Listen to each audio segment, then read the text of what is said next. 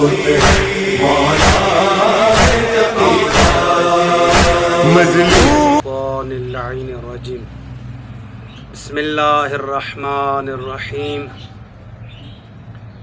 क़ाल अल्लाहु तआला इन्ना लिल्लाहि व इन्ना इलैहि राजिऊन। वक़ालल इमामुल जवाद अलैहिस्सलातु वस्सलाम लौ सकतल जाहिलो मख्तलफन नास। कश्फुल गुम्मा किताब की जिल्द नंबर 2 है और सफ़ा नंबर 349 पे इमाम मोहम्मद तकी अलैहिस्सलाम, इमाम जवाद अलैहिस्सलाम का ये फरमान मुक़द्दस है। मौला फरमा रहे हैं कि अब ज़ाहिर है कि हर मुआशरे में जाहिल अफराद भी होते हैं, आलिम अफराद भी होते हैं, और हर इंसान चूँकि इल्म कामिल का मालिक नहीं है, चूँकि वो हर चीज़ को नहीं जानता, बस हर इंसान बहुत सारे पहलुओं के हवाले से जाहिल होता है। मौला अलैहिस्सलाम हमें क्या इरशाद फरमा रहे हैं और क्या डायरेक्शन दे रहे हैं, क्या हिदायत फरमाना चाह रहे हैं, क्या मोटिवेशन देना चाह रहे हैं। मौला फरमा रहे हैं अगर आप जाहिल हैं तो आप अपनी ज़बान को बंद रखें, आप खामोशी इख्तियार करें।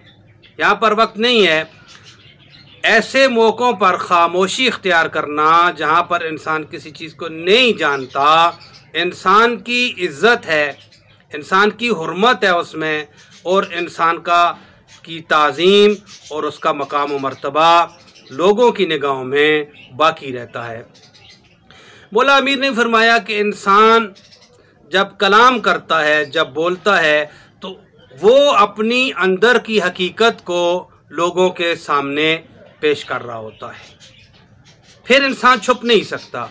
बोलने के बाद इंसान की असलियत, इंसान की हकीकत और बातन लोगों के सामने आ जाता है।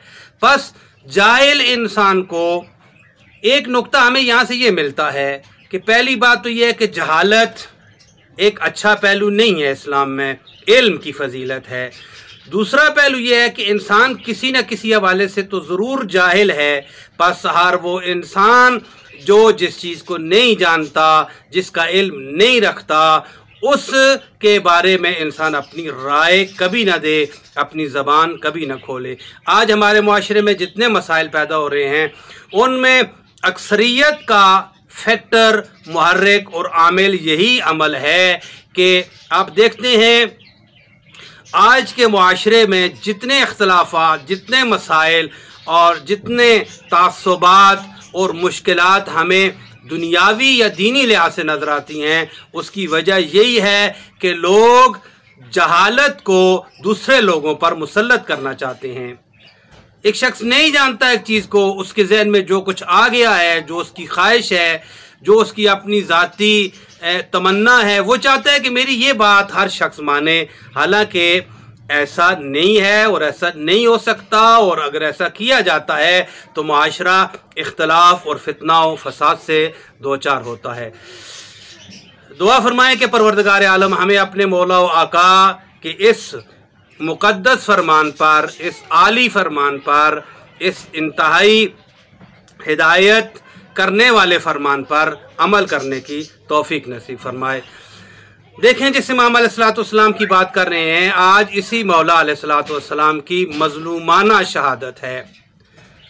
मेरे मौला इमाम मोहम्मद तकी अल जवाद अलैहिस्सलाम की सारी उम्र तकरीबन 25 साल बनती है, और हमारे चहारदा मासूमीन मुक़द्दसा में, चहारदा अनवार मुक़द्दसा में जो सबसे कम उम्र है किसी मासूम की, वो पहले नंबर पे जनाब सैयदा फ़ातिमा ज़हरा सलामुल्लाह अलैहा हैं, और दूसरे नंबर पे हमारे आज के शहीद इमाम इमाम जवाद अलैहिस्सलाम हैं।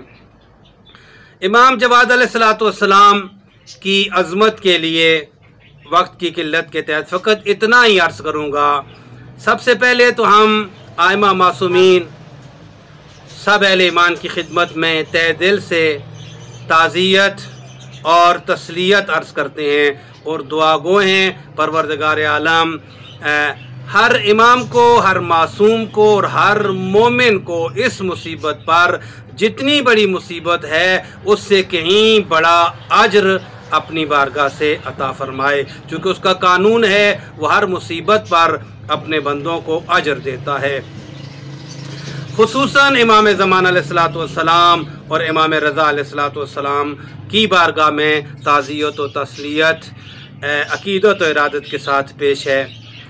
अर्ज़ ये कर रहे थे कि मौला की अज़मत का अंदाज़ा इस बात से लगाइए कि इमाम रज़ा अलैहिस्सलाम को अगर दो वास्ते दिए जाएं तो फरमाया गया है कि वो कभी रद्द नहीं किए जाते वो वास्ते। उनमें से पहला वास्ता जनाब सैयदा सलामुल्लाह अलैहा का है। देखिए, मैं अर्ज़ कर रहा था यही दो हस्तियाँ हैं जिनकी उम्र मासूमीन अलैहिस्सलाम में सबसे कम है। इन्हीं दो कम उम्र हस्तियों का वास्ता अगर इमाम रज़ा अलैहिस्सलाम को दिया जाए, बीबी का वास्ता या उनके अपने लख्ते जिगर इमाम जवाद इमाम तकी अलैहिस्सलाम का वास्ता दिया जाए तो इमाम की बारगाह में वो कभी रद्द नहीं होता। बस ये इमाम अलैहिस्सलाम की एक अनोखी, मुनफरिद और एक मुमताज़ फजीलत है। आपकी खिदमत में अर्ज़ किया जाए, एक नुक्ता यहाँ पर अर्ज़ करूँ कि जुमला आइमा मासूमीन अलैहिस्सलाम की सबसे बड़ी मुसीबत क्या है और सबसे बड़ी फजीलत क्या है, ये दो लफ्ज़ों में मासूमीन अलैहिस्सलाम की तमाम फजीलत और तमाम मुसीबत को बयान करना ये इंतहाई एक टेक्निकल और एक इंतहाई बेहतरीन किस्म का नुक्ता है जो आपकी खिदमत में अर्ज़ किया जा रहा है। देखें, मासूमीन अलैहिस्सलाम की फजीलत के बाब में इन चहारदा अनवार मुक़द्दसा की सबसे बड़ी फजीलत यह है कि इनको अल्लाह ने कायनात का वली, वाली और वारिस बनाया है और सारी कायनात को अपने अलावा इनका नौकर, गुलाम और खादम बनाया है। वो अंबिया हों, वो असहाब हों, वो मलाइका हों, वो हूर व गिलमान हों, वो मोमिनीन हों, वो कोई भी मखलूक हो खुदा की 18,000 मखलूक में से, सब पर इनको सुल्तान, इनको इमामत, इनको विलायत और इनको खिलाफत अता फरमाई है। ये बड़ी फजीलत है और इससे बड़ी फजीलत हो भी क्या सकती है। मुसीबत सबसे बड़ी आइमा मासूमीन अलैहिस्सलाम की ये है, किसी भी इमाम को, किसी भी मासूम को अपने दौर में ज़रूरत के मुताबिक मुखलिस मोमिन नहीं मिल सके। ये बड़ी मुसीबत है।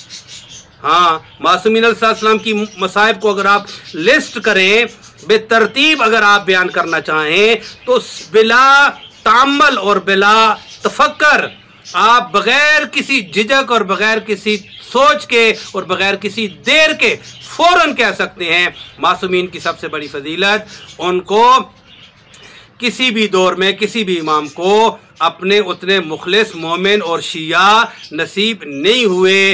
इसी वजह से इमाम मजलूम रहे हैं, मासूम मजलूम रहे हैं।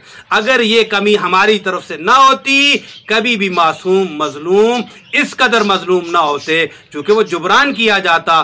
बस आइए, आज का दौर इमाम ज़माना का दौर है, मौला की मजलूमियत का जुबरान कीजिए। हम किसी भी इमाम के दौर में नहीं थे, किसी भी मासूम के दौर में नहीं थे। आज के मुंतज़रीन जितने भी हैं इमाम ज़मान का इंतज़ार करने वाले, चूँकि इंतज़ार सबसे बड़ी इबादत है, आए मौला की सबसे बड़ी मुसीबत, और ये हमारे ऊपर शायद शरीयत का सबसे बड़ा वाजिब और सबसे बड़ी ड्यूटी होगी कि अपने वक्त के इमाम की मजलूमियत का जुबरान करें। वो जुबरान ये है इमाम ज़मान अलैहिस्सलाम के लिए ज़्यादा से ज़्यादा मोमिनीन जवान तैयार करें जो मौला के मुखलिस हों, और ताकि इमाम अलैहिस्सलाम की मजलूमियत का अजाला और जुबरान किया जा सके। बस ज़्यादा नहीं अर्ज़ करूँगा।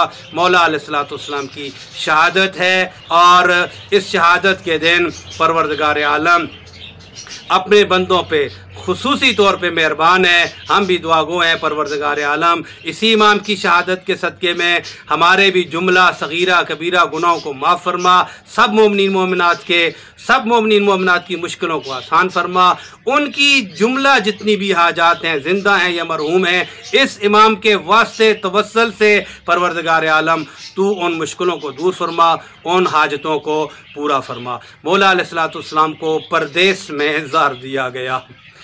मेरे मज़लूम इमाम को अज़ादारान हुसैन, मैं ज़्यादा मसाइब शायद ना पढ़ सकूं चूँकि वीडियो भी लंबी हो रही है। मौला अलैहिस्सलाम की मज़लूमियत की इंतहा ये है कि जब कोई मासूम मज़लूम होते हैं तो घर में एहलो अयाल बच्चे बीवी जो होती है वो इंसान के साथी होते हैं। बीवी इंसान की गम गुसार होती है, हमदर्द होती है, ज़िंदगी का साथी होती है।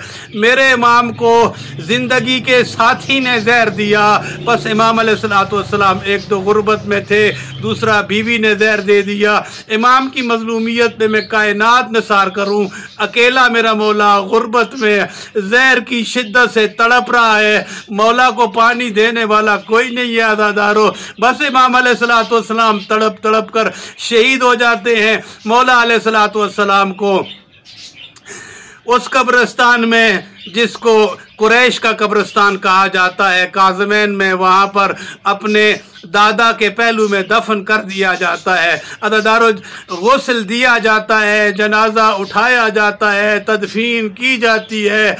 मेरे मौला आपकी गुर्बत को मैं किसी के साथ मुकायसा और मुवाजना तो नहीं करता, लेकिन कम से कम आपका जनाजा तो उठा। मेरे मौला आपको अपने दादा के पहलू में दफन किया गया।